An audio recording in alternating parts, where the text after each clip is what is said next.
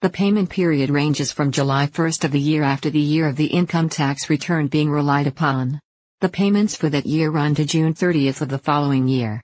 So if the 2018 tax return is being used to calculate eligibility, for those who qualify, the payment year runs from July 1st, 2019, to June 30th, 2020. You qualify for the gsthst credit if you are a Canadian resident under the Income Tax Act, Canada, in the month prior to and at the start of the month in which the Canada Revenue Agency, CRA, makes a payment.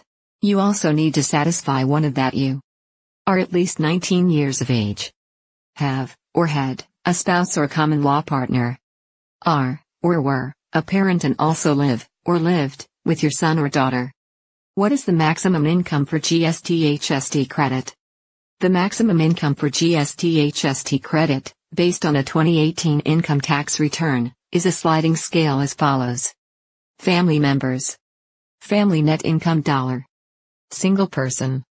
$46,649. Single parent 1 child. $52,449. A single parent with 2 children. $55,509. A single parent with 3 children. $58,569. A single parent with 4 children. $61,629. Married or common law with no children. $49,389. Married or common law with 1 child. $52,449. Married or common law with 2 children. $55,509. Married or common law with 3 children. $58,569. Married or common law with 4 children. $61,629. To see the GST/HST credit calculator, check out the CRA formula. Can the bankruptcy trustee keep my tax refund? It used to be the position of the Superintendent of Bankruptcy, OSB, that a bankruptcy trustee, now called a licensed insolvency trustee, LIT, that an insolvent person could assign their GST/HST credit payments in bankruptcy to the LIT for the period of time they are an undischarged bankrupt. The LIT could only keep those credit payments if those credit payments are necessary to cover the LIT's fee and disbursements. The OSB also stated that it could not be kept in files where there would be a distribution to creditors from the realization of the assets of the bankrupt person. A recent decision from the Court of Queen's Bench of Alberta, following a decision from the Superior Court of Justice, Ontario, in bankruptcy and insolvency, rather than a prior Alberta court decision, has changed all that for GST/HST credit payments in bankruptcy. The GST/HST credit payments in bankruptcy case. The Alberta court case decision released on September 17, 2019, is Rights Me Gens, Re. 2019 ABQB 721. The LIT applied for advice and direction as to whether LITs should follow the OSB position paper GST/HST credit payments in bankruptcy or the prior Alberta court decision. The court reviewed the prior Alberta case, the OSB position paper and the Ontario decision in Glasgow, Re. 2018 ONSC 4608. The OSB position paper follows the Glasgow decision. The Alberta court sided with the OSB's position arising from Glasgow, Re. Here is why. Can the bankruptcy trustee keep my tax refund? Let us first discuss the GST/HST credit payments in bankruptcy situation, which is not really a refund. It is an income tax credit paid to those residents of Canada with low or modest incomes who qualify. After that, I will broaden the discussion to include actual tax refunds. Section 67(1), B.1, of the Bankruptcy and Insolvency Act, Canada, BIA, states that the GST/HST credit payments in bankruptcy that are made in prescribed circumstances to the bankrupt, are not a property that falls to the LIT for division amongst the creditors. Rule 59 of the BIA defines what the prescribed circumstances are. It states that if no dividend would be paid to the creditors of the bankrupt, even when the GST/HST credit payments are considered, then all such credit payments received by the LIT form property of the bankrupt. In other words, the GST/HST credit payments in bankruptcy can go to help fund the LIT's fee and disbursements, but not any distribution to creditors. In this way, Canadians of modest means could have access to the Canadian bankruptcy system using all or some of the credit payments to pay for the bankruptcy process. The Ontario court looked at that prior Alberta decision.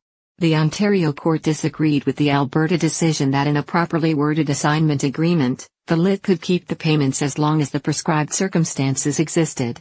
So, the Ontario court did not follow that decision.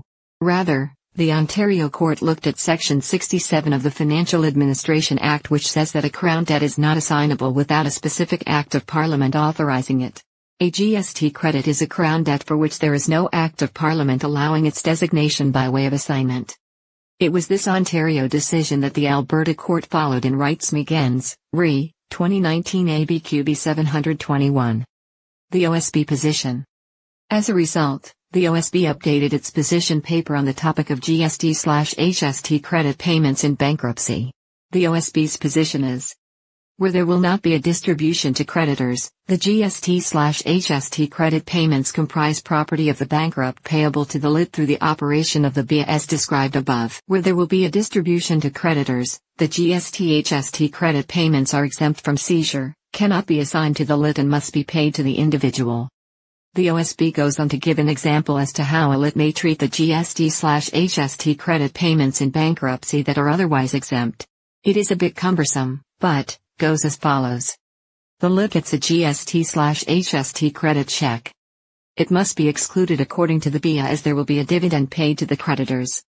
The bankrupt consents to pay an amount matching the GST/HST credit to the LIT.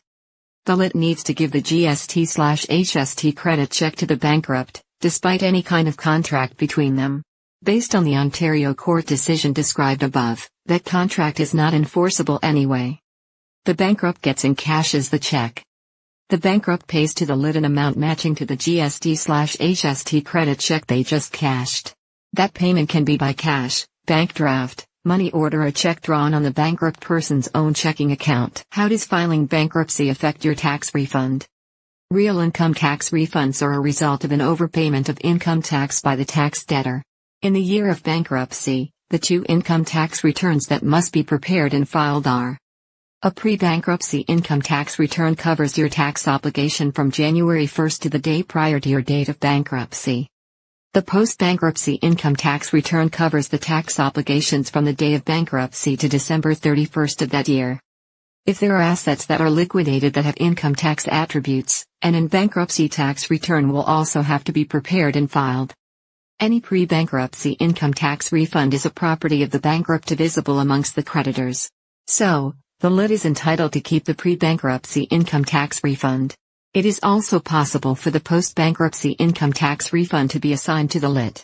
Any amount owing by the bankrupt person from the post-bankruptcy tax return must be paid by the bankrupt person as it is a post-filing debt. Any income tax refunds for years prior to the year of bankruptcy is also a property of the bankrupt payable to the LIT and forms part of the bankruptcy estate. Summary. Financial problems can happen to anyone. Not just people who have low or moderate incomes. It happens to those that we might think are rich too.